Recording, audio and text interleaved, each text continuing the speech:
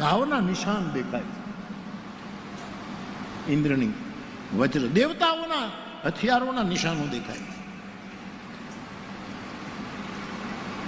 ઇન્દ્રનો હાથી ઐરાવત એ રાવણની સામે દોડે છે અને રાવણની છાતીમાં પોતાના દંતુશળ ભરાવે છે. એ વખતે રાવણ પડ્યો નથી, છતાં એ દંતુશળની નિશાની એની છાતીમાં લાગી છે. એનું દર્શન શૂર્પણખાએ કર્યું. ઘણી વખત નાક કાન ન હોય ને એ લોકો દર્શન તો પરફેક્ટ કરતા હોય છે. ભલે નાક કાન નથી સાહેબ, પણ દર્શન આંખો બરાબર મને લાગી. એ શૂર્પણખાની આંખોને નમન કરવાનું મન થાય છે. આવો રાવણ છે. ભગવાન વિષ્ણુનો સુદર્શન ચક્ર એ રાવણની છાતીને આમ જેમ ભરણો લીધેલો.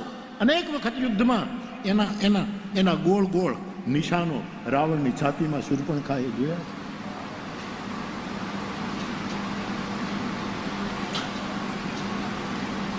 રાવણ ઉભો થાય તો પવન થંભી જાય, વાયુ ન હાલી શકે.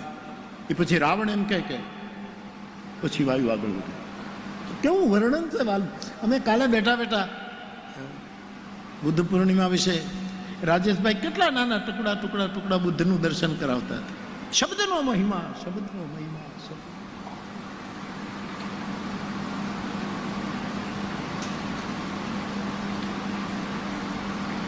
પવન થંભી જાય. રાવણ જે વૃક્ષની તરફ જાય, વૃક્ષના પાંદડા હલવાનું બંધ કરી દે. દેવ, દનુજ, ગંધર્વ, કિન્નર, પશુ, પક્ષી, જલચર, થલચર, નભચર જે બધા મૃત્યુથી બીવે છે, વાલ્મીકી કહે એ મૃત્યુ રાવણ પાસે થરથર કાંપે છે. એ મૃત્યુ ત્યાં થરથર કાંપે છે. અક્ષોભ્ય, વાલ્મીકીજીનો શબ્દ છે. અક્ષોભ્ય સાગર, અક્ષોભ્ય. એ રાવણને જોઈને ક્ષુભિત થઈ જાય કે મારે તરંગાયિત રહેવું કે ન રહેવું, રહેવું કે ન રહેવું, આ લહેરોને મારે આમ કરી નાખવી કે ઉછળવું કે ન. આ બધા વાલ્મીકીના શબ્દો. શ્લોક જે છે એ બધા તમે પાઠ કરી લેજો.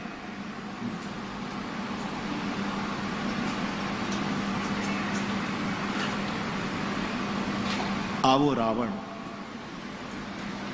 વાલ્મીકીએ બતાવ્યો છે. એ રાવણ, એને મારવા માટે પણ આ બધી શક્તિ, સામર્થ્ય દમનીય નીકળી, દહનીય નીકળી. એણે બધાને હળગાવ્યા, બધાનું દમન કર્યું. એટલે આટલી મોટી શક્તિને પરાસ્ત કરવા માટે કોઈ પરમ શક્તિની જરૂર હતી. એટલા માટે મારો રામ અવતર્યો અને રામની કથાઓ લખાણી. અને એમાંની એક કથા તમારો મોરારી બાપુ ગોંડલમાં ગાઈ રહ્યો છે. આ કથા કારણ કે વાલ્મીકી સ્પષ્ટ કરે. વાલ્મીકીનો માલ્યવંત રાવણને કહે છે કે તમે રાજા છો, હું કંઈ નથી, પણ આપણે સંબંધી છીએ, થોડુંક તો મારું માન કે રામ વિષ્ણુનો અવતાર છે, સામાન્ય નથી. યદ્યપી વાલ્મીકીજી પોતે રામને બ્રહ્મ કહેવા તૈયાર નથી, એ એક આદર્શ માનવ તરીકે, પણ રામાયણના ઘણા પાત્રોએ રાવણને, રામજીને પરમ દેવ તરીકે સ્થાપિત. માલ્યવંત કહે, મંદોદરી રાવણને કહે છે કે રામમ ભજ ભરતારમ, હે ભરતારમ, હે ભરત, રામ ભજો, રામ ભજો. સુલક્ષણી નારી ઘરમાં હોય ને તો રાવણ જેવા પતિને હરિભક્તો કરી દે સાહેબ. રામ ભજો, રામ ભજો, રામ ભજલે રામ, ભજલે રામ. એ મંદોદરીનો મંત્ર તો જે અમારો છે. સવારમાં તાંબડી લઈને અમે ઘરે ઘરે જઈએ, ભજલે રામ, ભજલે રામ, ભજલે રામ. કેટલું વર્ણન તમારી પાસે, અમે તો ઘણું છૂટી જાય. એટલું જેટલી હરવાણી આવે હું તમને કહું. મારે બને તો નક્કી નહીં, હું બોલી ગયો અહીંયા કે હવે વાલ્મીકી આશ્રમમાં કથા કરવા જવાનું છે 1 તારીખથી. તો હું વાલ્મીકીનો સંદર્ભ, અહીંયા તો માનસ રામ કથા, પણ ત્યાં હું માનસ રામાયણ કરીશ. રામાયણ એટલે વાલ્મીકી રામાયણ, એના સંદર્ભો મારું પાકું થાય એટલા માટે. અને એક વસ્તુ બાબા સંતો, મારા પૂજ્યનીઓ, રામાયણ જેટલું સાધુએ સાચવ્યું છે ને એટલું કોઈએ નથી. સાધુનો મોટો ઉપકાર છે. સાધુએ રામાયણ સાચવ્યું છે. મૂળદાસ બાપુ આપણા સૌરાષ્ટ્રમાં રામાયણનું કેન્દ્ર હતું સુરત દેવળ. પેલું ઉપવાસની યાત્રા પૂરી થઈ ગઈ લોકોભાઈ, સુરત દેવાળ ક્ષત્રિય સમાજની જે યાત્રા જુવાનો નીકળે છે ઉપવાસ કરીને 3 દિવસના ઉપવાસ, આખી સુંદર પરંપરાને સાચવી છે. મને બહુ ગમે. મેં જ્યારે સાંભળ્યું ત્યારે સુરત દેવાળ મારી રામકથાનું કેન્દ્ર.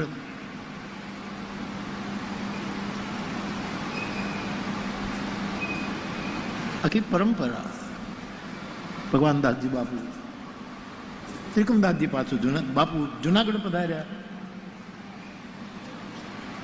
એક મોટું વૃક્ષ હોય એની ઘણી શાખા હોય, એમ લોહલંગરી બાપુની પણ કેટલી શાખાઓ છે. હું ફરી ત્રીજી વખત વિનંતી કરું, કોઈ કારણસર તમને આમંત્રણ પહોંચ્યું હોય, ન પહોંચ્યું હોય, ટપાલ કે વોટ્સએપ થયો હોય, ફોન બોન થયા હોય, ન થયા હોય, તો તમારો બાળક તરીકે આ મોરારી બાપુ તમને પ્રાર્થના કરે, હજી 2 દિવસ છે, આ બધી શાખાઓ અહીંયા આવે, મારે તમને પગે લાગવું છે. ગલતાય ફોન કરો બાપુ, ગલતા ગાદીને ફોન કરો કે બાપા તમે આવો, મૂળ પુરુષ છો, પધારો. આવશે. કાલે અમારે અમુક સંતો તો મારી પાસે સાંજે મળો છે ને, મારી વાત. આવો બાપ, સંગચ્છત્વ. નાના મોટા કારણો હોય, સંસ્થા બાંધીએ એટલે નાના મોટા કારણો હોય. એ બધાને નહીં ભૂતકાળમાં જવાનું, આમ કરશું તો ભવિષ્યમાં શું થશે એમાં નહીં જવાનું. પછી ગોંડલમાં આવી કથા થાય કે ન થાય કોને ખબર. માટે અવસર માણી લો. કોઈના આમંત્રણ હોય કે નહીં, મોરારી બાપુનું આમંત્રણ છે, લઈ આવો.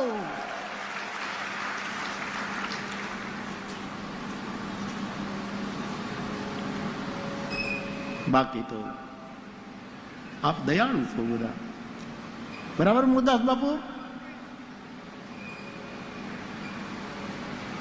બાપુની લીટી ગાઈ મૂળદાસ બાપુ. કાલે એને સરસ કહેતા હતા કે મેં જાજબ ખંખેરી અને મારા ગુરુ રામને બેસાડવા માટે જાજલ ખંખેરી અને આમ પરખી પાથરી, કે એમાં ક્યાંય રજોગુણ ન રોગ. સાધુનું આસન રજોગુણી ન હોય. જાટકી એટલે રજ કાઢી એટલે રજોગુણ કાઢી નાખવાનું. મેં હરીન્દ્રભાઈ દવેને કીધું, મને કે બાપુ આ પધરામણી શબ્દ તો, મેં કીધું પધરામણી શબ્દ બહુ ઉત્તમ છે, મારો વાલોજી આવ્યાની વધામણી છે, પરંતુ કાલાંતરે પધરામણી શબ્દ રજોગુણી થઈ ગયો એટલે મને નથી ફાવતું. હરીન્દ્ર દવેને મેં કહ્યું, મને થોડોક રજૂ કે ભાઈ આવું આસન પાથરો, આરતી કરો, પૂજા કરો, ફલાણું કરો, આ કરો, એ થોડુંક રજોગુણ લે, એટલે મને વ્યક્તિગત રીતે ને. બાકી તો જાજમ પાથરીને રજોગુણ ખંખેરી અને આપણે આપણા ગુરુઓનું પૂજન કર્યું છે. સાહેબ, આ આપણો દેશ છે.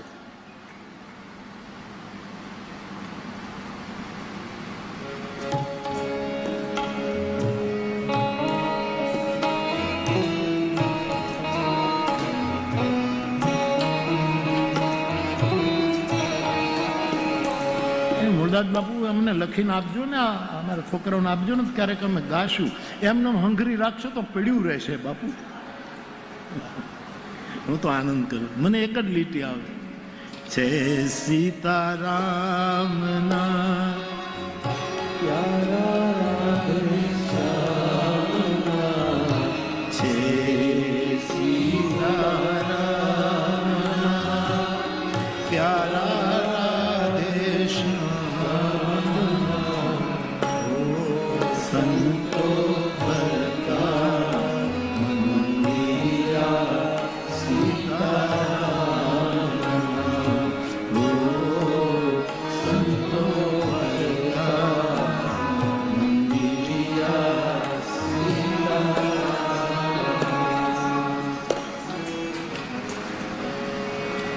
ગોંડલમાં પાછી કોઈ પણ કથા થાય આના કરતા હવાઈ થાય એવું હું ઈચ્છું, પણ અત્યારે જે થઈ ગયું એવું તો કદાચ ન પણ થાય. એટલા માટે અવસરમાં આપણે બધા મોતી પરોવી લઈએ. ત્રિકમે તોડી નાખ્યા તાગડા, રાવત ભગત બોલ્યા.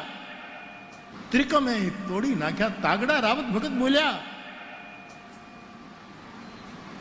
વૃંદાવનમાં ગોપીજનો કહે છે કે કૃષ્ણએ આવી અને અમને એક ધાગામાં બધાને પરોવ્યા હતા, પણ ખબર નહીં 11 વર્ષ પછી એ ત્રિકમે તાગડા તોડી નાખ્યા અને અમે બધા વૃંદાવનમાં વેરાઈ ગયા. એ કામ આવું જ કંઈક આપણા સમાજમાં પણ થાય છે. બધા વેરાઈ જાય છે, બધા વેરાય. કોઈક 2 મણકા લઈને વયો ગયો ને કોઈક 3 મણકા લઈ 108 ભેગા કરવા પડશે સાહેબ. તે દિવસે આપણું 108નું બિરુદ ધન્ય બનશે. ત્રિકમે તોડી નાખ્યા તાગડા. એ બધા રાવત બાપાનું ભજન છે, પદ છે, બહુ સરસ. એક જ ત્રાગામાં પરોવ્યા ગાયો ગોપાળ આ બધાને એક જ પરોવ્યા, એવું એમનું એક પદ છે. આપણે એક થઈ ગઈ. આ રાષ્ટ્રને સાધુની એકતાની બહુ જરૂર છે, બહુ જ જરૂર છે. અને સમાજ જો મને તમને સાધુ કહેતો હોય તો આપણે અવસર ચૂકવો ન જોઈએ. જે હરિ આપણા માટે અવતાર લેતો હોય, પરિત્રાણાય સાધુનામ, ત્યારે સનાતન ધર્મને ચૂકતો આ સમાજ એનું પરિત્રાણ કરવાની આપણી ફરજ છે સાહેબ. આપણે ઉભા રહેવું પડે.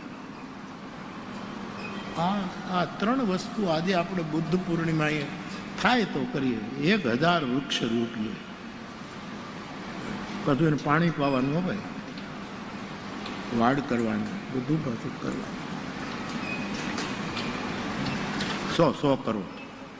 100 કરોડ લોકો હનુમાન ચાલીસાનો પાઠ એક જ વખત ડેઈલી કરે. જ્યારે કરવું હોય ત્યારે ડ્રાઈવ કરતા કરતા કરે, હળો હાંકતો કરે, પાણી ભરતા ભરતા બેન કરે, પોતા કરતા કરતા પતિ કરે. જે રીતે અનુકૂળ પડે એ રીતે. શિક્ષક બાળકોને સમયસરનું નિયમપૂર્વકનું હોમવર્ક આપીને છોકરાઓને કહે તમે આટલું લખી નાખો, ત્યારે શિક્ષક બેઠો બેઠો હનુમાન ચાલીસાનો એક પાઠ કરી લે. તલાટી કમ મંત્રી હનુમાન ચાલીસાનો પાઠ કરે, બીજું કાંઈ કરવા કરતા એ હનુમાન ચાલીસાનો પાઠ કરી નાખે. દેશના નેતાઓ, દેશના વડીલો, આપણા અગ્રણીઓ, આપણા આદરણીય મહાનુભાવો, સર્વ ક્ષેત્રના લોકો અને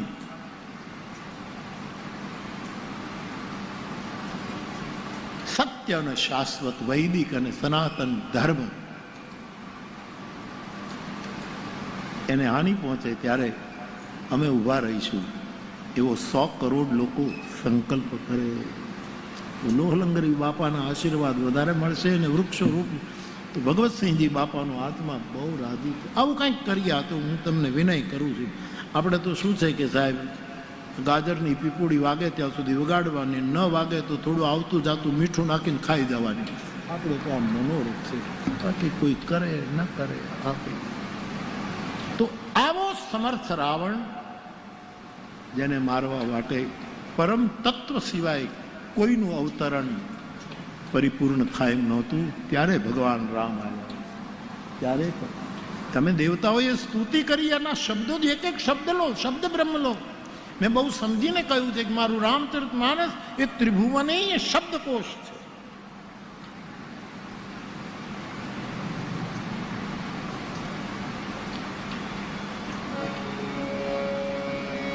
જય જય સુરનાયક જન સુખદાયક પ્રણત પાલ ભગ. ગામડે ગામડે રામ મંદિર છે, કૃષ્ણ મંદિર છે, શિવ મંદિર, મા દુર્ગાના મંદિર છે, ગણેશના મંદિર, આપણા જે પંચદેવો છે એના મંદિરો છે. પણ કાલાંતરે જીર્ણ થઈ ગયા હોય તો દરેક ગામડાઓની ફરજ છે કે પોતાના ગામનું રામ મંદિર, કૃષ્ણ મંદિર, શિવ મંદિર નવું બનાવો. કપાસના કે ઘઉંના ભાવ અત્યારે હારા નહીં હોય તો આવતા સમયે મંદિરનો નિર્ણય કરશો તો હારા ભાવ આવશે.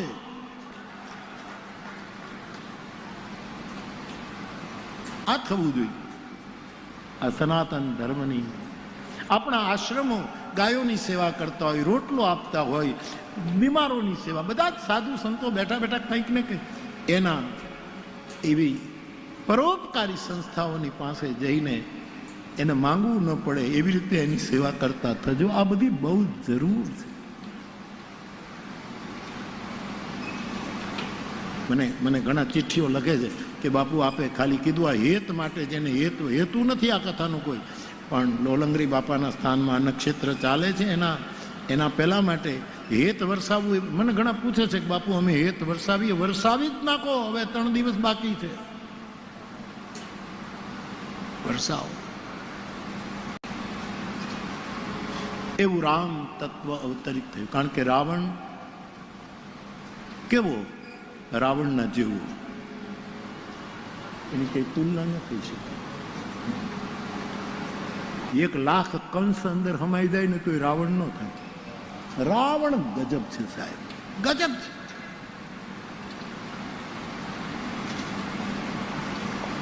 એ અનિષ્ટને વિશ્વ કલ્યાણ માટે નષ્ટ કરવા માટે એ માણસ વેદનો વિદ્વાન હતો, વેદની વાતો કરતો હતો. ઘણા લોકો વેદનો આશ્રય કરે છે પણ વેદ વિરુદ્ધ વર્તન કરે છે. રાવણનું વર્તન વેદ વિરુદ્ધ હતું. ત્યારે સનાતન ધર્મને બહુ જરૂર પડે.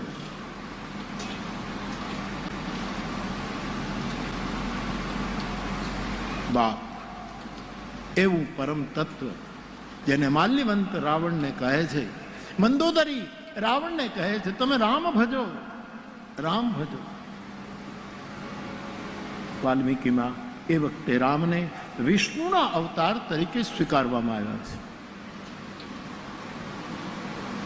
એમ કહેવામાં આવ્યું વાલ્મીકી, રામ તમારી સામે આવે તો સમજો ઇન્દ્ર આવ્યો છે, રામ તમારી સામે આવે તો સમજો રુદ્ર આવ્યો છે, રામ તમારી સામે આવે તો સમજો તમામ દેવતાઓ આવ્યા છે. રામમાં બધા દેવતાઓનો નિવાસ છે, જગ નિવાસ તુલસીનો શબ્દ.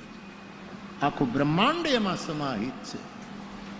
એવી રામકથા ગોંડલમાં મંડાણી છે. ત્યારે 100 કરોડ ઝાડ રોપીએ, 100 કરોડ હનુમાન ચાલીસાના પાઠ કરીએ અને આવું કંઈક કરીએ. તમે કહેશો ક્યાં ઝાડ વાવવા? કોઈના માથા ઉપર નહીં.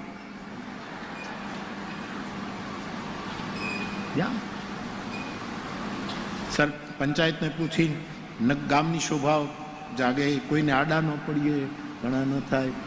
ઘણા લોકો તો એટલે ઝાડ નથી વાવતા, પછી ત્યાં ગાયું ને ભેંસું આવીને બેસે એટલે એલા પણ ગાયું ને ભેંસો બેસે તો તે વાવ્યું છે તો બેસે. ઘણા આની બીકે તે નથી વાવતા. આવું કંઈક કરીએ, ગોંડલની કથામાંથી કંઈક પરિણામ લાવીએ.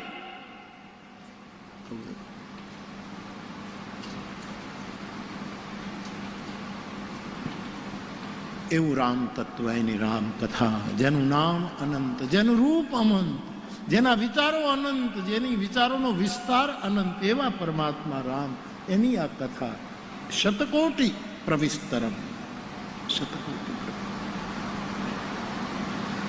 તો બાપ એ રામકથામાં શિવ વિવાહની કથા કરવાની છે અને શિવ વિવાહ પછી ભગવાન રામના પ્રાગટ્યની કથા ગાવી છે. આજે તો નક્કી કર્યું છે, પછી ખબર નહીં. આટલા વર્ષો પછી પણ હું કહું છું મારું નક્કી કરેલું કાંઈ થતું નથી. હું નક્કી જરૂર કરું કે ત્રીજે દિવસે રામ જન્મ કરી નાખવો જોઈએ, જેથી કરીને બીજા પ્રસંગોને થોડોક નાનો મોટો ન્યાય અપાય. પણ ખબર નહીં, પછી અહીંયા બેઠા પછી કંઈક જુદું જ થાય. પણ આજ તો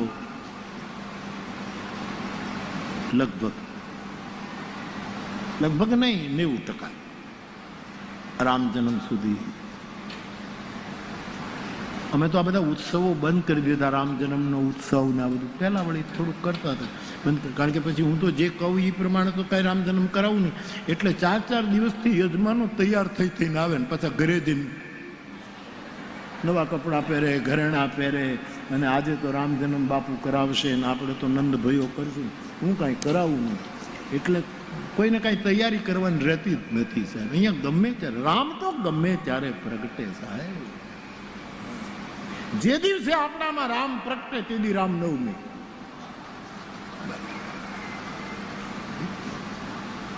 આજે તો લગભગ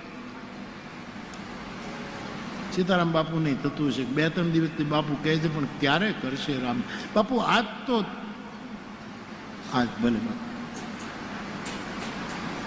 તો બાપ શિવચરિત્રનો મહિમામાં આપણે આગળ વધીએ એ પહેલા એક પ્રશ્ન 2 દિવસથી મારી પાસે પડ્યો છે, એ મેં લખી લીધો. કોઈ ભાઈ નાની એવી ચિઠ્ઠી આપી છે કે રામાયણમાં ભેદ ભક્તિ છે, એનો અર્થ શું કરો? રામાયણનો પ્રશ્ન છે એટલે મને ગમે, કારણ કે એમાં ગુરુ કૃપાથી કંઈક એકાદ આના જેટલું હું કહી શકું, હોળાના તો નથી, એકાના જેટલું કહી શકું. ક્યારેક એકાના જેટલું ન કહી શકું, ક્યારેક કાંઈ પણ ન કહી શકું, એવું પણ બને. શાસ્ત્ર રાજા અને સ્ત્રી એ એટલા બળવાન છે કે કોઈને આધીન ન થાય, એવું રામચરિત માનસમાં લખ્યું છે.